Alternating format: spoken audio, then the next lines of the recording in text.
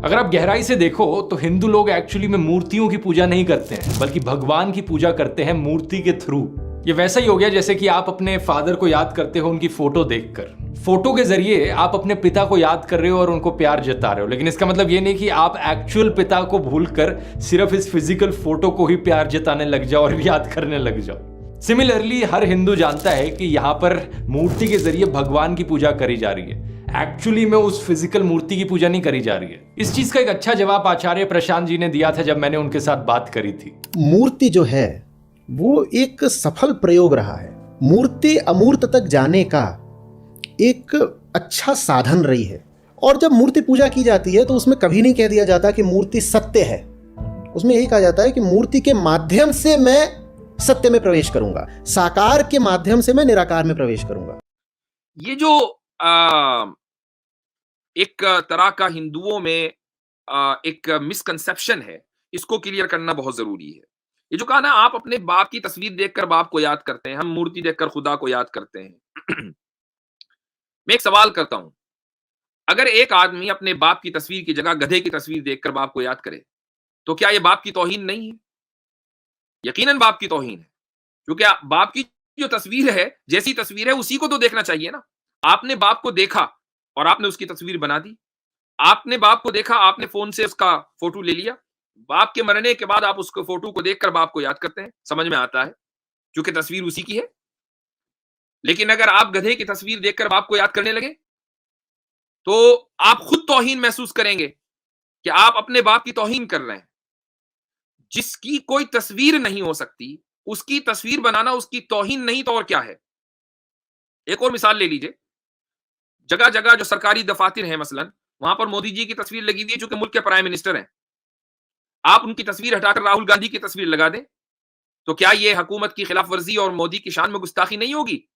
जितने मोदी भक्त होंगे वो कहेंगे कि भाई ठीक है, राहुल ने भी दाढ़ी रखी हुई है, मोदी ने भी दाढ़ी रखी हुई है, इसका मतलब ये नहीं राहुल गांधी को की तस्वीर मोदी की जगह लगा दी जाए। मोदी की तस्वीर मोदी की तस्वीर है, राहुल गांधी की तस्वीर राहुल गांधी की तस्वीर है। आप एक इंसान की तस्वीर दूसरे इंसान की नहीं बना सकते।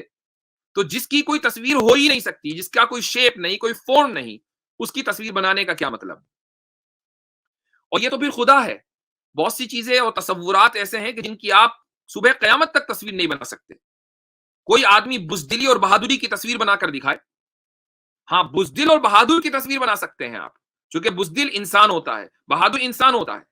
लेकिन बुज़दिली और बहादुरी एक कॉन्सेप्ट है। आप उस कॉन्सेप्ट की तस्वीर बना दें और ऐसी तस्वीर बना दें कि सारी दुनिया उसको तस्लीम कर ले कि हाँ, यही बुज़दिली की तस्वीर है, हाँ, यही बहादुरी की तस्वीर है।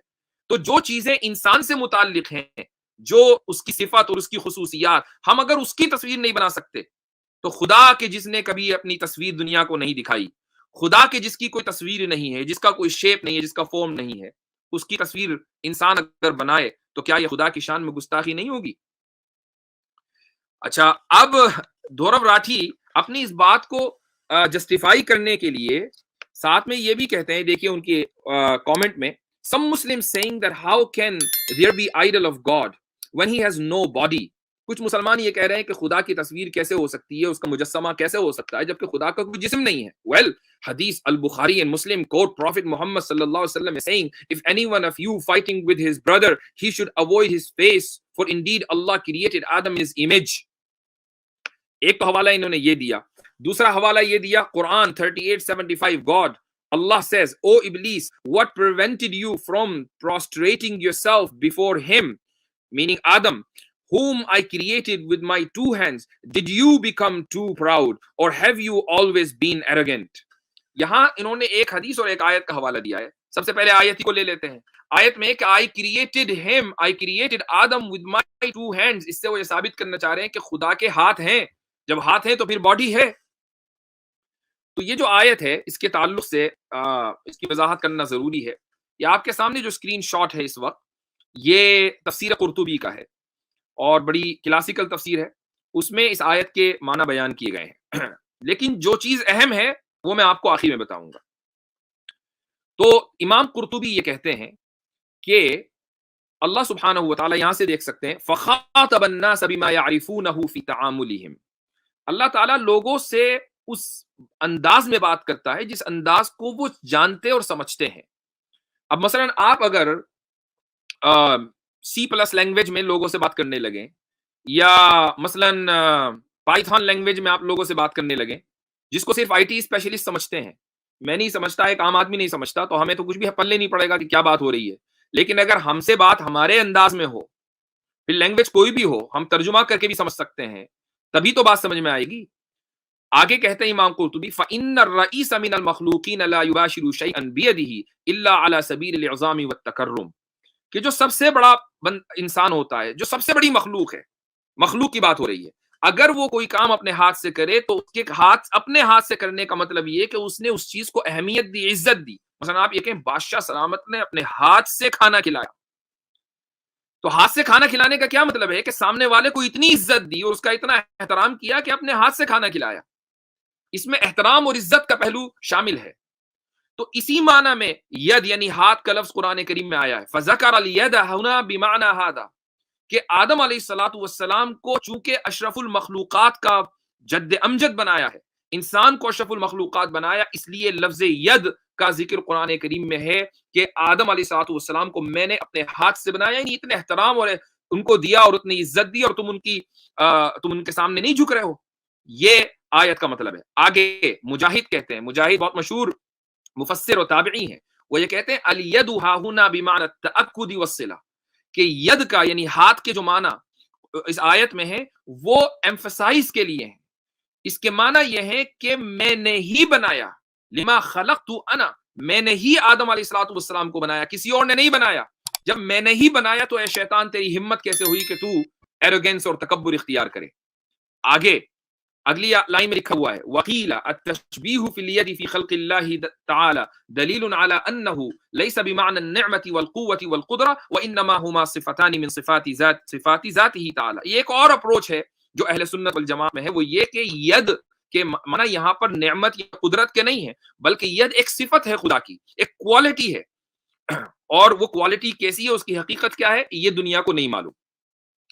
ایک اور اوپینین وقیل اراد بالید القدرہ، ید سے مراد یہاں پر قدرت ہے، یعنی خدا یہ کہہ رہا ہے میں نے اپنی قدرت سے بنایا. کہا جاتا ہے عربی زبان میں یہ کہاوت ہے ما لی بہذا الامر یدن، مجھے اس کام کے کرنے پر کوئی قدرت نہیں ہے. یدن کا لفظ، ہاتھ کا لفظ عربی کہاوت میں استعمال ہوا. ایک اور شعر کا ایک ٹکڑا ہے جو امام قرطبی پیش کر رہے ہیں، وہ کہہ رہے ہیں وما لی بالحمل الثقیل یدانی، اس بوجھ کو اٹھانے کے میرے پاس ہاتھ نہیں ہے. ایک آدمی جس کے ہاتھ ہیں وہ یہ کہہ رہا ہے کہ میرے پاس ہاتھ نہیں ہے، یعنی میرے پاس اس بوجھ کو اٹھانے کی قدرت نہیں ہے. شاعر یہ کہتا ہے کہ تحملت، آخری لائن، تحملت من عفراء ما لیس لی به ولا للجبال الراسیات یدانی، کہ میں نے عفرا، اپنی محبوبہ کے تعلق سے کہہ رہا ہے کہ میں نے عفرا کے لیے ایسے ایسے بوجھ برداشت کیے کہ جو میری قدرت بلکہ پہاڑوں کی قدرت کے باہر تھے. وما للجبال الراسیات یدانی، یدان کا لفظ یعنی ہاتھوں کا لفظ پہاڑوں کے لیے استعمال ہوا. تو یہ عربی زبان میں کامن ہے. اسی اعتبار سے قرآن کریم کے اندر بھی ید کا لفظ اللہ سبحانہ و تعالیٰ کے لیے استعمال ہوا ہے. اسی طریقے سے سورت کا لفظ صفت کے لیے استعمال ہوتا ہے، کہ اللہ سبحانہ و تعالیٰ حدیث میں جو آیا کہ آدم کو اللہ نے اپنی صورت پر پیدا کیا، یعنی اللہ نے اپنی صفت کے اوپر پیدا کیا. جو صفات ہمارے اندر نوبل صفات ہیں وہ کہاں سے آئیں؟ وہ خدا کے پاس سے آئیں. تو اس سے ہرگز یہ ثابت نہیں ہوتا کہ خدا کی باڈی ہے. اور یہ جو میں نے آپ کو قرطبی کی بات بتائی، اور میں نے کہا آخر میں ایک بات بتانے والا ہوں اہم، وہ یہ ہے کہ آپ دیکھیں اتنے سارے 3-4 اقوال میں نے ذکر کیے، لیکن ان میں سے کوئی ایک بھی ایسا نہیں ہے جو یہ کہہ رہا ہو کہ ہاں جی خدا کی باڈی ہے. تو مسلمان اس بات پر متفق ہیں، علماء اس بات پر متفق ہیں، جو حدیث کو آپ سے زیادہ سمجھتے ہیں، جو قرآن کو آپ سے زیادہ سمجھتے ہیں، کہ خدا کی باڈی اور جسم نہیں ہو سکتا. چونکہ خدا خود ہی اس چیز کا اعلان کر رہا ہے. کیا اعلان کر رہا ہے؟ کہ لیس کمثلہ شیء، اس جیسی کوئی چیز ہے ہی نہیں. تو آپ جیسے ہی باڈی کا کوئی بھی تصور کریں گے تو اس کا مطلب یہ کہ آپ نے خدا کو مخلوق جیسا سمجھ لیا، جبکہ خدا مخلوق جیسا نہیں ہے. تو جب خدا خود ہی کہہ رہا ہے کہ اس کی کوئی مورت نہیں، اس کی کوئی تصویر نہیں، اس جیسا کچھ نہیں، اور آپ اس بات پر تلے ہوئے ہیں کہ نہیں خدا کے ہاتھ بھی ہے، اس کا جسم بھی ہے، اس کی صورت بھی ہے، اس کی مورت بھی ہے، یہ چیز تو پھر اسلام کے خلاف ہے. اسی کو مس ریپرزنٹیشن کہا جاتا ہے.